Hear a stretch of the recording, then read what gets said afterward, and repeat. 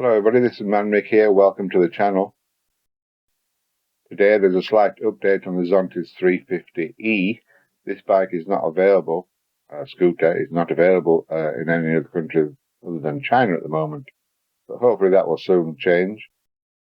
So this is an update on the model, only a small change. Basically they've found that on normal riding conditions on roads and rougher roads, etc., the actual battery has a slight movement.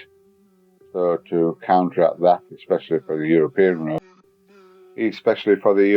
roads, as you know, we have more potholes and uneven surfaces on our roads. So to counteract that, they've made a little hardened plastic wedge that sits on top of the battery, where the actual clamp goes over it. You'll see it in a minute. Hopefully now China's opened up to the world again regarding trade, etc. These bikes should be coming into different countries very, very soon. Everything's obviously been held back. You can see just some clasping the battery there. Then this is a wedge that they're going to put in there to actually stop any movement.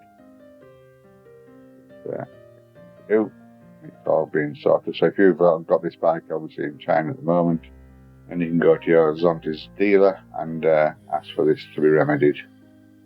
Alright, thank you for watching. Hope you enjoyed the video.